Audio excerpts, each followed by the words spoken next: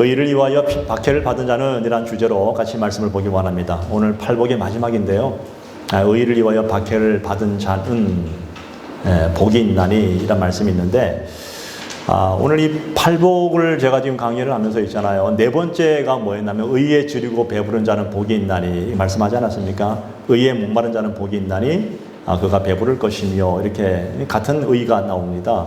의란 단어가 뭘까 한번 찾아보니까, 의가 세상에서 보편적으로 쓰는 단어가 의란 단어는요, 옳은 일을 했다, 바른 일을 했다. 다른 사람과 좀 다르게 어떤 바른 일을 과감하게 어떤 행동을 옮긴 사람들을 향해서 우리는 의롭다라고 이렇게 정의하지 않습니까? 근데 우리 성경에서 말하는 의는 좀 다른 것 같아요. 성경에서 말하는 의의 본체는 하나님이시고 그분이 의로우신 분이십니다. 하나님이 의가 되시잖아요. 예수 그리스도가 우리의 의가 되신다. 의에 줄인다 할 때 이 줄인다는 뜻을 성경 그대로 보니까 목마르다 하는 갈망하다 그런 뜻이 있더라고요. 그래서 이거를 한번 그대로 풀이해 보면 하나님을 갈망하는 거예요. 의에 줄인 자는 하나님을 갈망한다. 오늘 본문에 보니까 의를 위하여 박해를 받은 자 했잖아요. 그죠? 의가 누구라고요? 하나님이시다. 예수 그리스도시다. 그러니까 예수 그리스도를 위해서, 하나님을 위해서 박해를 받은 자라고 우리가 풀이하면 될 것 같습니다. 이 땅을 살면서 아마 저와 여러분들이 가장 좋아하는 단어 중에 하나가 뭔지 아십니까? 축복이라는 단어예요. 그렇지 않아요? 축복이라는 단어는 누구나 좋아합니다. 예수 믿지 않는 사람도 좋아합니다. 복받으라, 축복받으라. 근데 이 축복이라는 단어가 영어 그대로 보면 블레싱이라는 단어잖아요. 블레싱. 근데 이 블레싱의 어원이 뭔가 하면 블리드예요. 블리드. 피를 흘리다는 뜻이에요. 그러니까 축복은 그냥 주어지는 것이 아니라 피를 흘린 자에게 주어지는 거라는 얘기입니다. 예수 그리스도의 축복이 우리에게 그냥 주어졌을까요? 그분의 피의 대속의 은혜가 있었기 때문에 우리에게 복이 온 거 아니겠습니까? 많은 분들이 눈에 보이는 세상의 복들을 많이 이렇게 추구하고 있지 않습니까? 한동안 오래전에 저 지금도 기억나는 게 잊혀지지 않는 것들이 뭔가 하면 CF 중에 하나가 뭐 부자 되세요 그런 거 있었지 않았습니까? 왜? 많은 사람들의 특징이 부자 되는 게 이 목적이잖아요.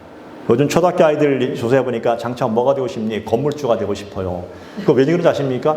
돈이 인생의 전부가 되어버린 거예요. 근데 그게 지금만의 시대가 아닌 것 같아요. 2000년 전에도 그랬고 그 전에도 그랬고 앞으로도 그렇고 계속해서 많은 사람들의 목적은 부자가 되는 것이 목적입니다. 또 어떤 사람에게는 어떤 승진한 사람들, 어떤 사람에게는 취직에 합격한 사람들, 어떤 사람은 뭘 성취한 사람들, 다 이게 눈에 보이는 것들이 많잖아요. 그죠? 이것이 복이다, 축복이다 얘기하는데, 우리 예수 믿는 사람들, 하나님을 믿는 사람들 중에서 하나님의 축복의 개념을 오직 세상의 눈에 보이는 것으로만 해석하는 분들이 있더라고요. 그렇지는 않습니다. 진정한 축복, 성경에서 말씀하는 진정한 축복의 본질이 뭔가를 먼저 알아야 돼요. 사실은 세상에 주어지는 모든 것들은 부스러기 들이고, 진정한 축복의 본질이 뭔가 하면 하나님의 은혜로 구원을 받아서 영생을 갖는 것입니다. 그리고 하나님의 자녀가 되는 것, 이게 진짜 축복이라는 거예요. 오늘 예배하는 여러분 모두가 다 하나님의 은혜로 구원을 받았고 영생이 주어졌고 하나님의 자녀가 되는 권세를 이미 받았음을 인해서 감사하시길 축복을 드립니다. 예수님은 오늘 그런 복을 받은 자들, 진정한 복 받은 자들에게 말씀하시기 뭐냐면, 구원을 받아 하나님의 자녀가 되었다는 이것과 세상에서 말씀하는 세상의 어떤 가치관하고는 이 성경은 완전히 반대의 성향을 가지고 있지 않습니까? 하나님은 뭐라 말씀하셨습니까? 세상을 사랑하지 말라. 난 세상을 미워하노라. 그렇게 말하고 있잖아요. 예수께서 제자들을 이 땅에 보내실 때 너희가 핍박을 받을 때 뭐 하라고요? 그게 너희에게 복된 일이다고 이렇게 말씀합니다. 너희가 핍박을 받을 때, 박해를 받을 때 너희는 즐거워하라, 행복해하라, 기뻐하라 이렇게 말씀하고 있더라고요. 오늘 저희가 읽었던 본문의 말씀 보니까 자 보십시오. 12절에 보니까 뭐라 말합니까? 너희가 욕하고 박해를 받고 거짓으로 너희를 거슬러 모든 악한 말을 할 때 너희에게 뭐가 있습니까? 복이 있대요. 너무 역설적인 표현 아닙니까? 그죠? 그러면서 뭐라 말합니까? 기뻐하고 즐거워하라. 오히려 한 걸음 더 나아가셔서 예수께서 말씀하시는 게 기뻐하고 즐거워하래요. 솔직히 말한다면 오늘 여러분의 개인에게 여러분의 삶 속에 핍박이 있고 박해가 오면은 여러분 기뻐하고 즐거워할 수 있을 것 같아요? 박해하면 할렐루야 아멘 하고 행복해 할 수 있을 것 같아요? 당장 눈에 보이는 것이 너무 힘들어서 있잖아요. 하나님 죽을 것 같아요. 이거 먼저 나오지 않습니까? 어떻게 행복해 할 수 있습니까? 그럴 수가 없어요, 사실은. 그런데 오늘 예수께서 말합니다. 나를 믿고 나를 따른 너희에게 살다가 고난을 받으면, 박해를 받으면 너희는 행복해 하라. 너희는 기뻐하라. 이것이 저희 말이라면 믿지 않아도 되는데 이게 예수께서 하신 말씀이니까 믿어야 되는 거 아니겠습니까? 오늘 성경 마태복음 16장 4절에 보면 누구든지 나를, 내가 누굽니까? 예수 그리스도, 나를 따라오려거든 자기를 부인하고 자기 십자가를 지고 나를 쫓을 것이라. 그러니까 누구든지 나를 따라오려거든 자기를 부인하래요. 이 자기를 부인한다는 의미는 뭔가 하면 나의 가치관, 그죠? 나의 생각, 나의 경험, 나의 지식, 모든 것을 부인하고 자기 십자가가 뭘까요? 고난을 상징하잖아요. 그 십자가를 지고 나를 쫓을 것이라. 이게 얼마나 큰 놀라운 일입니까? 예수께서요, 제자들을 부르실 때 그렇게 부르셨다는 겁니다. 예. 또 사도 바울은요, 실제로 사도행전 14장 22절에 보게 되면 우리가 하나님의 나라에 들어가려면 많은 환난을 겪어야 된다고 이렇게 말하고 있더라고요. 많은 환난을 겪는데요. 고통스러운 일 아닙니까? 디모데서 3장 12절에 보게 되면 무릇 그리스도 예수 안에서 경건하게 살고자 하는 자에게는 박해를 받으리라. 공식이 나와요. 우리의 모든 삶의 기준이 예수 그리스도이십니다. 맞습니까? 그 예수 그리스도를 위해서 경건하게 살려고 하면 뭐가 있다고요? 박해가 있대요. 환난이 있대요. 고난이 있대요. 이게 성경의 얘기예요. 근데 지금까지 우리가 들었던 얘기는 뭐예요? 예수 믿으면 복 받아요. 제가 어릴 때 처음 교회 나갈 때 나가면 하신 말씀이 뭐였냐면 예수 믿고 축복 받으세요. 그래서 저는 그 축복의 의미를 세상에 잘 되는 줄 알았어요. 근데 그건 부스러기예요. 사람들은 부스러기를 먹고 좋아하는 사람 아무도 없습니다. 본체를 먹어야 될까요? 본체. 안 그렇습니까? 빵도 본체 빵을 먹어야지 부스러기 먹고 맛있네요 이렇게 할 사람 별로 없어요. 하긴 그 부스러기도 맛있다 하더라고 사람들이. 그런데 주님이 우리의 삶에 본체를 주셨어요. 그런데 많은 분들이 그 본체를 보지 않고 자꾸만 부스러기를 보니까 안타까우신 거예요. 2000년 전에 초대교회 당시 예수를 믿는다는 그 이유 하나만으로 그 로마로부터 많은 그리스도인들이 박해를 받았습니다. 왜냐하면 이 로마 시대 때는요, 이 황제가 신이었어요. 가이사는 신이었습니다. 그래서 황제 숭배가 의무적이었습니다. 그래서 황제를 숭배하지 않는다?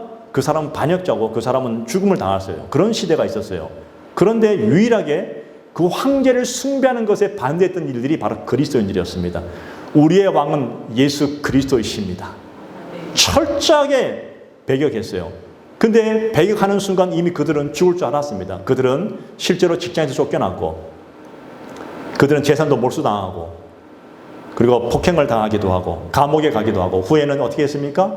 원형 경제장에 가가지고 굶주린 사자의 밥이 되기도 하고 얼마나 많은 고통을 당하는지 아십니까? 그리고 심지어는 십자가에 달려 죽기도 하고 어떤 사람은 화형당해 죽기도 하고 그럼에도 불구하고 조금도 그 길을 가는 사람들이 불안해하지 않고 오히려 행복하게 갔다는 거예요. 이게 너무나 우리에겐 충격 아닙니까? 네. 좀 가깝게 볼까요? 우리나라의 조선시대 때 한 130년 전에 이 땅에 복음이 처음 들어왔습니다. 선교사를 통해서 복음이 왔을 때 그 복음 들어올 때 얼마나 많은 선교사들이 이 대동강에서 목배임을 당하고 또 서울 저기 가면 그 절두산이라는 곳에서 얼마나 많은 분들이 목배임을 당했을까요? 예수 믿는 것 때문에. 그 일제시대 때 여러분 외암리 마을에 가게 되면 어떤 일이 있었습니까? 거기 가면 실제로 주일날 예배 드릴 때 일본 사람들이 와가지고 그걸 다 막아버리고 못으로 막아버리고 불을 질러서 그곳에서 예배하는 모든 사람 다 죽이지 않습니까? 예배하는 것 때문에 죽임을 당했던 그 고난이 얼마나 많이 있었을까요? 6.25 때도 나는 공산당이 싫어요 이게 아니라 나는 예수 그리스도를 믿는 것 때문에 여러분 이 공산주의는요 종교를 완전 아편으로 여기기 때문에 아주 철저하게 배가하지 않습니까? 많은 분들이 자기의 신앙을 버리지 아니하고 그럼에도 불구하고 그들은 그 길을 걸어갔습니다. 예. 어쩌면 지금도 마찬가지 아닐까요?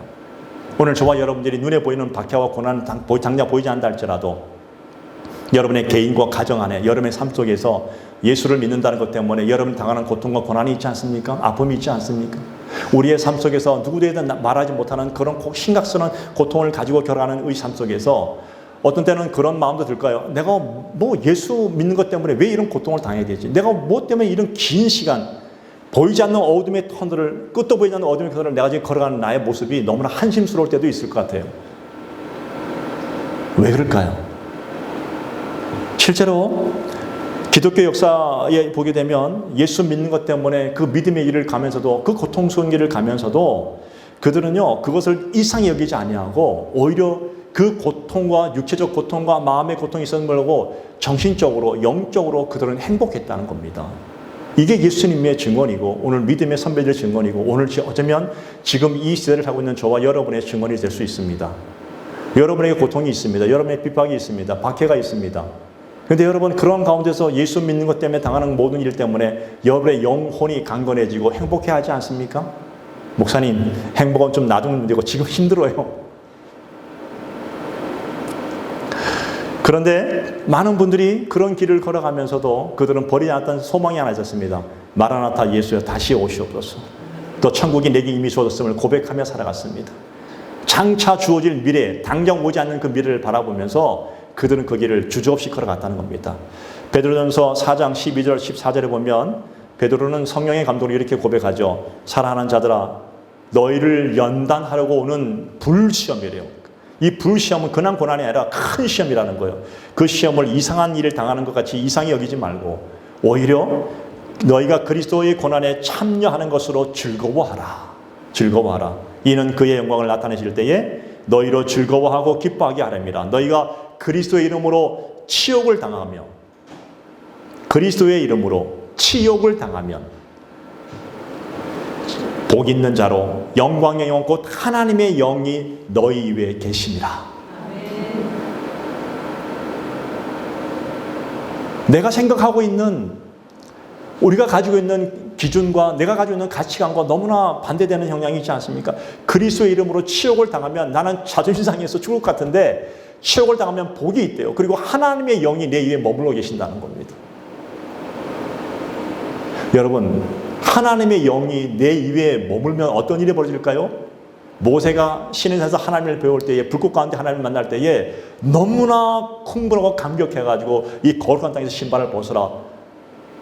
세상에 줄 수 없는 놀라운 환희와 감격이 그 속에 있더라는 겁니다. 눈에 보이는 것은 너무나 힘들고 어렵지만 하나님의 영이 임하는 생활을 체험하는 순간 이 세상에 당했던 모든 고통보다도 수천 배, 수백 배, 수만 배, 수십만 배 더 환희와 감격과 행복함이 우리에게 머물러 있게 된다는 것입니다. 여러분의 머리 위에 하나님의 영광이 임한 줄로 믿으시기 바랍니다. 그런 자들이 하나님 앞에 감사를 하는 겁니다. 예, 큰 영광으로 즐거워하는 것입니다. 그래서 그들은요, 그런 믿음을 가진 사람들은 주님의 나라와 주님의 의를 위해서 믿음으로 달려갔다는 것 아닙니까? 그걸 알았기 때문에 주님을 위해서 예수 그리스도를 위해서 내가 고난받는 것이 그렇게 크게 중요한 문제가 아니고 이것이 어떤 특별한 사람들만 경험하는 것이 아니라 예수를 믿고 따르는 누구에게나 이거는 반드시 지나가야 될 필수 과목이 되어버린 거예요. 선택이 아니더라고요 보니까. 제가 금요일날 이렇게 잠깐 지방을 갈 일이 있었습니다. 그래서 같이 이렇게 사모랑 같이 가는데 엄청 큰 굴을 지나가는데 답답한 거예요. 근데 그 굴은 햇빛 불도 별로 없어. 너무 캄캄한데 답답한 거예요. 우리 인생이 그럴 때가 있잖아요. 엄청난 그 캄캄한 굴 같은 곳을 지나갈 때 너무나 힘들고 무섭고 두려운데 이상하게 주님이 나와 함께 하신다 생각하면 그때부터 두렵지가 않아요. 네. 여러분 멕시코라는 나라 아시죠? 멕시코는요 카톨릭 인구가 90% 이상이 되는, 소위 말하면 그들도 뭐 하나님을 섬긴다 하는 분들이 예수를 믿는다 하는 분들인데 그 90% 이상 되는 그 멕시코란 나라가요 부정부패가 그 지수가 굉장히 높아요. 그리고 그 나라에 이 마약 카르텔 이 범죄 조직이 얼마나 강력한지 몰라요. 그래서 거기는 심심하면 총으로 사람 쏴죽여요. 마약으로 인해서 문제가 생기고 부정부패가 생기는 그런 마을이 멕시코란 나라의 어떤 모습이 비춰지는데 그 멕시코란 나라 중에서 남서부의 그 오악사크라는 지역에 한 마을이 산 이시드로라는 마을이 있어요. 한 이시드로. 네. 발음도 좀 어려워요. 산 이시드로라는 마을에 한 1000명 정도 사는 마을이 있어요. 근데 그 마을 중에 18가정이 예수 믿는 복음을 받아들였어요. 근데 그때부터 고난이 오기 시작한 거예요. 마을 주민들이 마을의 풍습과 간습을, 문화제도를 해친다 해가지고 얼마나 박해를 하는지 그들이 교회를 자그마한 건축하는 것도 방해 못하게 만들고, 그리고 심지어는요 그 마을의 의도적으로 식수와 전기를 중단시켜버려요. 그 18개 가정이 중단시켜버리고, 이게 작년에 있었던 일이에요. 신체적 폭행을 당하기도 하고, 그리고 그 자녀들은 그 학교에서 퇴학을 당하는, 퇴학의 위협을 당하기도 하고, 때로는 의료 서비스, 우리나라는 의료 서비스가 너무 잘 되어 있잖아요. 의료 서비스도 있잖아요. 거부당할 정도로. 심각한 고난을 당한 거예요. 땅을 다 몰수당해요. 이게 지금 시대에 일어난 일이에요. 지금 시대. 예. 그래서 그 오픈도 선교회에서 그 18가정이 너무나 힘들고 고통스러운 게 있으니까 그분들이 그 마을에 가서 구호품을 집에 전달해 주기도 하고. 예. 근데 그 중에 한 성도가 이런 고백합니다. 하나님은 위대하시고 살아계십니다. 하나님은 지금 이 당하는 이 고통은 우리에게 별로 중요하지 않습니다. 반드시 이 모든 고통에서 우리를 벗어나게 해주실 것을 나는 확신합니다. 견디는 거예요. 그리고 견디는 것은요 방법이 없어요. 그냥 견디는 거예요. 뭘로 견뎌요? 하나님의 살아계심을 확신한다는 거예요. 예. 2004년 올해입니다. 올해 1월 달에 항상 조사하는 것 중에 하나가 뭔가 하면 전 세계 최고의 기독교 박해국을 선정한 10개를 선정해요. 그 중에 1, 2, 3위가 1등이 어느 나라 같아요, 여러분? 예, 맞습니다. 잘 아시네. 북한입니다. 우리와 너무나 다른, 우리나라는 종교의 자유가 있는 나라고 너무나 기독교가 왕성하지만 이 북한이라는 나라는요, 20년 이상 동안 계속 최고의 기독교 박해국이 북한이에요. 2위가 소말리아예요. 아프리카예요. 3위가 리비아예요. 다 아프리카예요. 예. 실제로 이 아프리카는 지역의 사하라 사막 남서방 이역에는요 26개국이 있는데 그 중에 18국에서 최소 4,606명이 지금 누구한테 죽임 당했냐면 이슬람 극단주의에서 죽임을 당합니다. 종교가 다른다. 여러분 이게 지금 현실에서 일어나는 일이에요. 지금 너와 나가 종교가 다르기 때문에 기독교인들이 죽임을 당하고 살해를 당하고 집이 불타는 그런 일들이 지금 아프리카에서 끝없이 일어나고 있다는 겁니다. 종교 전쟁이라고 합니다. 예. 너무나 심각한 일이 많지 않습니까? 여러분 중국이라는 나라는 사회주의 국가입니다. 시진핑 주석이 집권하고 난 이후부터 지금까지 기독교를 박해를 너무나 심하게 지금 더 심합니다. 아주 의도적으로 잡아들여요. 지금 선교사들은 다 추방당합니다. 예. 그렇게 심한 박해를 하면 할수록 기독교가 사라질 줄 알았는데 오히려 그 박해하는 시점부터 지금 기독교 인구가 2배 이상 늘었습니다. 1억 명 가까이 됩니다. 가정교회부터 해가지고 눈에 보이는 교회까지 다 해가지고 박해를 하면 할수록 너무 신기한 게 뭔가 하면 오히려 더 부흥되어지는 거예요.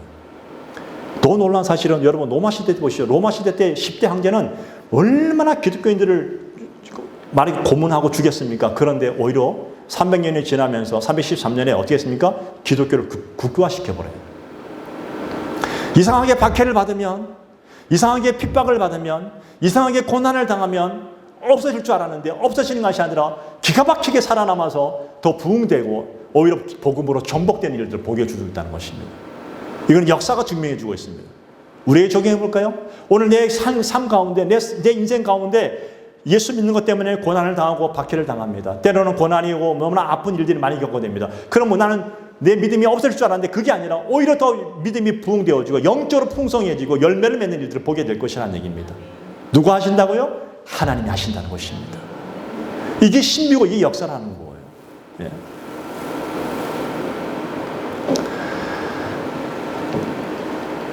기독교 최고의 국가 이 북한이라는 나라, 많은 분들이 북한은 더 이상 기독교인들이 없을 거야 라고 하지만 아니요.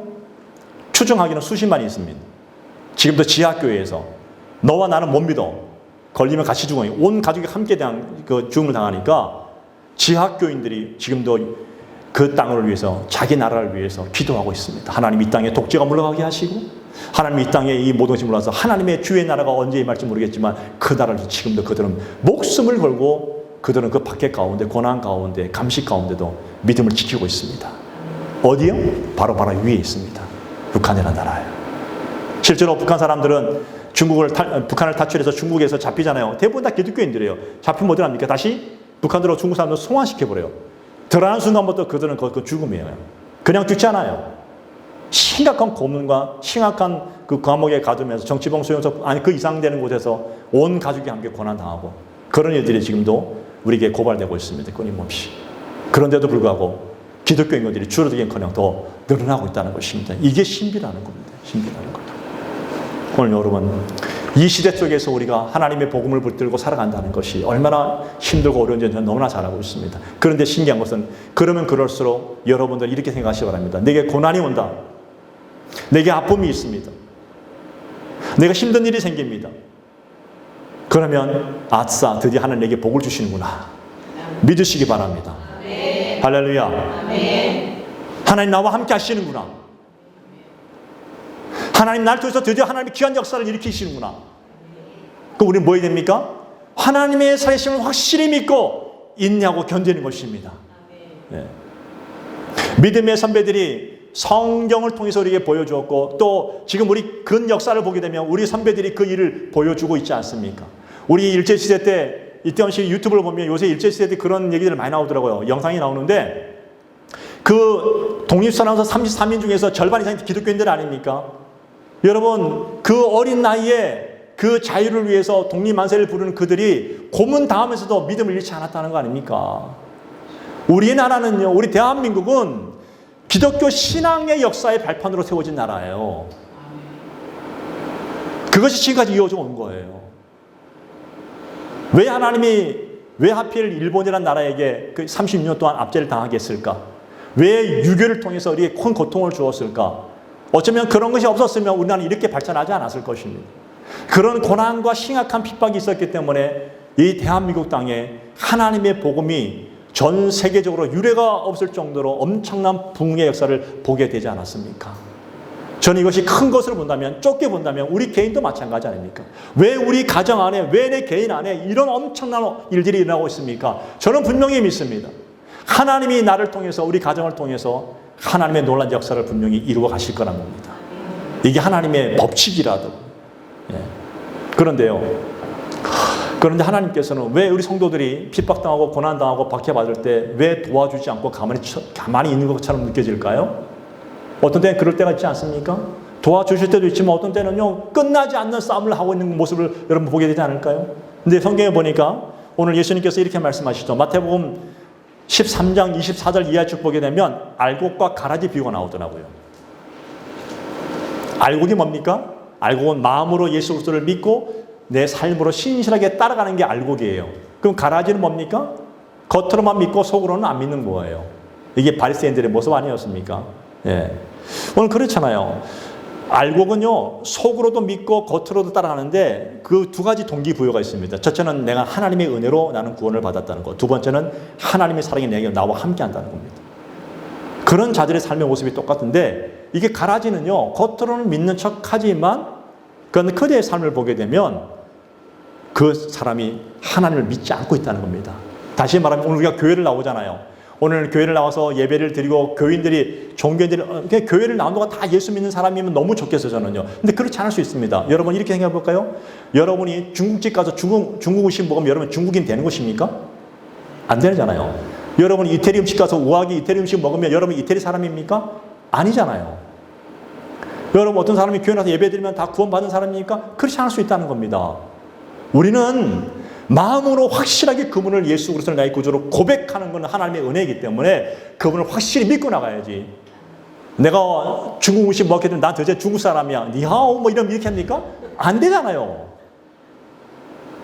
여러분 마찬가지예요. 여러분들이 어디서 같이 있다는 것이 중요한 것이 아니라 내 심령 중심이 하나님을 나의 구주로 고백하고 예수를 나의 구주로 고백하며 그분을 따라가는 게, 그분의 은혜 가운데 살아가는 것을 고백하는 것이야말로 그게 중요하지 않습니까? 네. 저는 여러분 모두가 교회 나오실 때, 예배하실 때, 또 있는 자리에서 예배할 때에 여러분 모두가 정말 예수 그리스도를 나의 구주로 은혜 가운데 고백하시고 그분을 믿고 따르기를 축복을 드립니다. 적어도 한서망교회 또 여보다 이곳에 예배하는 모든 사람들이 다 한 명도 주님 오시는 그날에 나는 너를 도무지 모르겠다 이런 얘기 들으면 안 되잖아요. 나는 너 잘했다, 충성스러운 종이라 칭찬 드려야 되지 않겠습니까? 따라합시다. 잘했다. 충성스러운 종아. 네, 이런 얘기 들어야 되지 않겠습니까? 네. 참 성도와 여러분 거짓 성도를 구별할 수 있는 좋은 방법이 있대. 바로 고난과 박해더라고요, 보니까. 여러분 실제로 히브리서 11장 36절 이하에 보게 되면 이 초대교회 성도들의 이 박해된 모습을 아주 정당하게 말하고 있지 않습니까? 또 어떤 이들은 조롱과 책제질 뿐 아니라 결박과 옥에 갇히는 시련도 받았으며 돌로 치는 것과 톱으로 켜는 것과 시험과 칼로 죽임을 당하고 양과 염소의 가죽으로 입고 유리하여 궁핍과 환난과 학대를 받았으니, 여기까지 보면요 이거는 뭐 처참할 정도예요. 근데 그 다음 말이 제일 중요해요. 38절에 이런 사람은 세상이 감당하지 못하느니라. 어마어마한 핍박을 받고 어마어마한 고통 가운데 어마어마한 박해를 받는데 그들이 다 배교할 줄 알았는데 그게 아니라 이런 사람은 세상에 감당하지 못하는 온전한 믿음을 소유했다는 겁니다. 오늘 저와 여러분들이 이런 온전한 믿음을 소유하기를 바랍니다. 의를 위하여 박해를 받은 자는 복이 있나니, 바로 이 얘기하는 거 아닙니까? 근데 예수님 때문에 당하는 여러 가지 고난과 박해가 핍박이 있다면 오늘 이런 사람은 세상이 감당하지 못하는 한 사람의 의인으로 서 있으라고 오늘 주님이 저와 여러분을 구원해 주셨습니다. 그리고 지금도 은혜 가운데 여러분을 인도해 주고 계십니다. 결국 믿음 생활이 뭘까요? 믿음 생활은 나의 영광이 아닙니다. 나의 이익이 아니라 하나님의 영광을 위해서 살아가는 것 아니겠습니까? 모든 것을 나한테 맞추고 내 편할 대로 하고 내가 가지고 있는 기준과 가치관으로 살아가는 내 영광이 아니라 내가 있는 그곳에서, 내가 있는 그 장소에서, 내가 당하는 그 환경에서 오늘 주님의 은혜와 영광을 드러내라고 나를 보내신 줄로 믿습니다. 그러고 여러분들을 오늘 이 땅에 불러주신 거 아니겠습니까? 하나님의 은혜 안에서 하나님의 영광을 드러내라는 것 아니겠습니까? 저도 예수 그리스도를 믿는 사람들은 그래야 되지 않겠냐 저는 생각이 듭니다.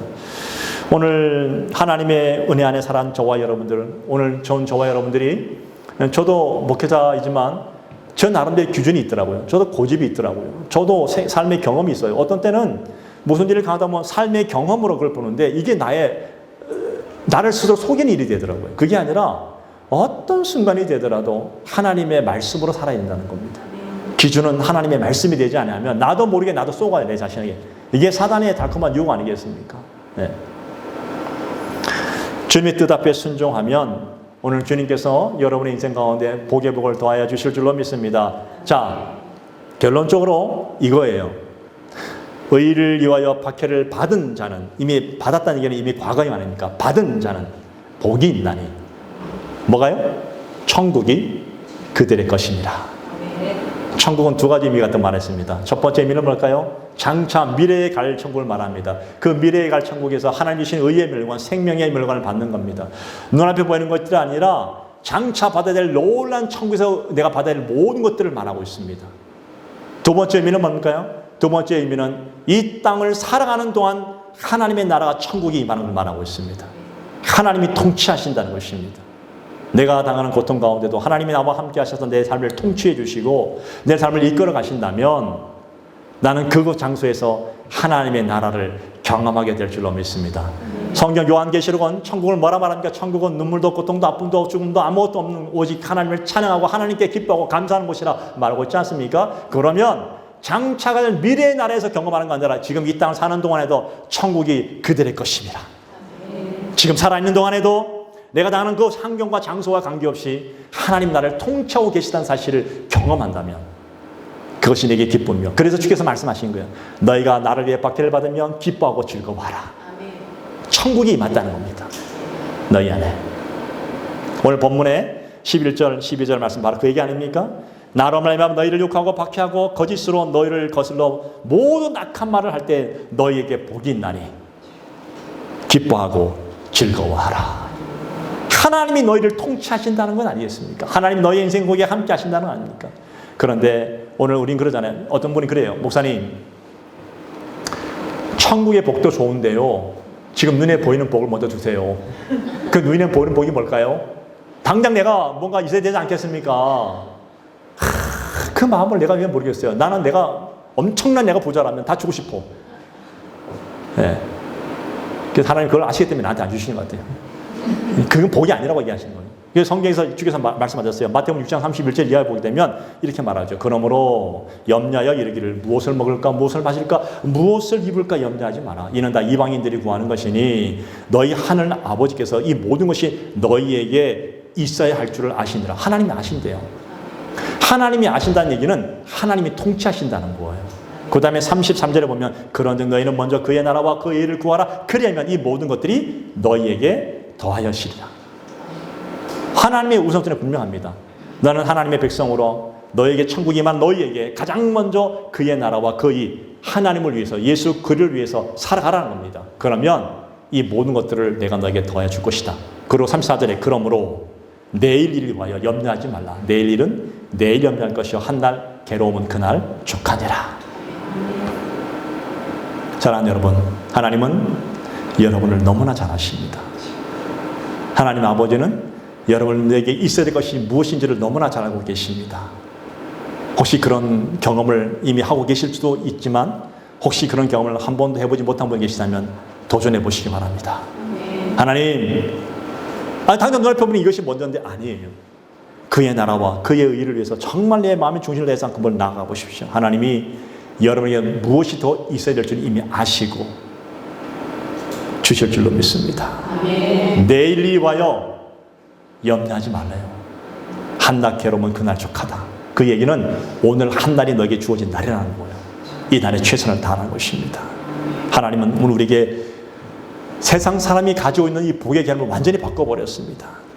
단순히 장소적 개념이 아니에요. 그래서 저는 천국을 이렇게 해석합니다. 천국은 하나님이 실제적 만들어놓은 장소적 개념이 있는가 하면 지금 내가 살아있는 이 땅에 한 나라를 통치하시는 개념이 똑같이 있습니다.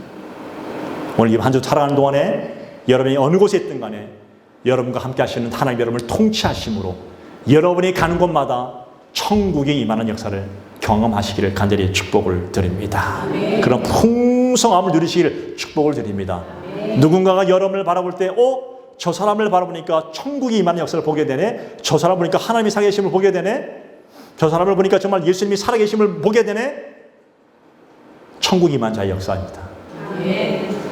나는 너무 죽을 것 같아 힘들어요. 하나님 너무 힘들고 어려워. 이건 너무 힘들고 이거 다 힘들어요. 근데 그 장소에서 하나님이 견딜 수 있기 때문에 보내주신 것이고 그 장소에서 하나님이 그걸 통해서 너 먹고 사는 문제가 아니라 그 일을 통해서 주님의 영광을 드러내라고 보냈으니까 그곳에서 천국을 보여주시기 바랍니다.